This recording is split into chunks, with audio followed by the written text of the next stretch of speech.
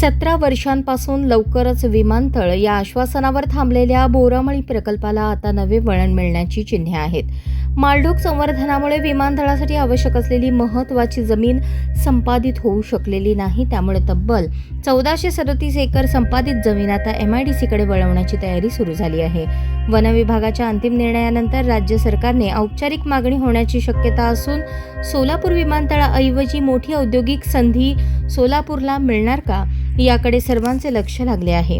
माजी केंद्रीय गृहमंत्री सुशीलकुमार शिंदे यांच्या प्रयत्नातून सोलापूर हैदराबाद रोडवर बोरामणी येथे आंतरराष्ट्रीय विमानतळ उभारण्याचा निर्णय 2008 मध्ये झाला होता. 2009 पासून भूसंपादनही सुरू झाले.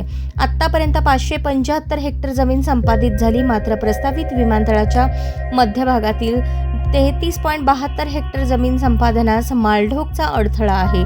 त्या जमिनीच्या संपादनासाठी पाठवलेला प्रस्ताव केंद्र सरकारच्या नागपूर येथील वन विभागाच्या कार्यालयाने यापूर्वीच फेटाळला.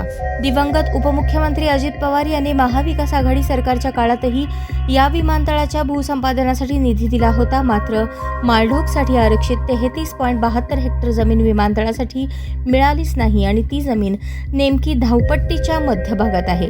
17 ते 18 वर्षांपूर्वी निर्णय होऊनही बोरामणीचे विमानतळ अस्तित्वात आलेले नाही.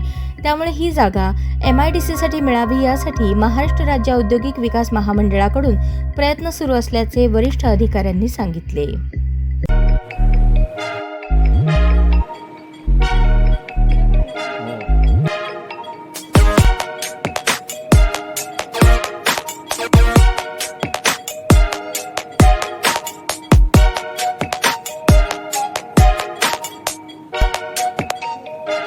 सोलापूर शहरातील सुप्रसिद्ध हॉस्पिटल म्हणजे सेंट्रल मल्टी स्पेशालिटी हॉस्पिटल मागील अनेक वर्षापासून सेवा बजावत आहे. 24 तास इमर्जन्सी सर्व्हिस, मॉडर्न टेक्नॉलॉजी, अनुभवी डॉक्टर्स तसेच अत्याधुनिक तंत्रज्ञान सुविधांनी सुसज्ज स्त्रीरोग प्रसूती विभाग, ऑर्थोपेडिक विभाग, मेडिकल विभाग आणि इतर एकमेव नाव म्हणजे सेंट्रल मल्टी स्पेशालिटी हॉस्पिटल. पत्ता गणेशपेठ शॉपिंग सेंटर, मंगळवार बाजार, सोलापूर. ताज्या बातम्या पाहण्यासाठी प्राईम महाराष्ट्र न्यूज चॅनलला सबस्क्राईब करा.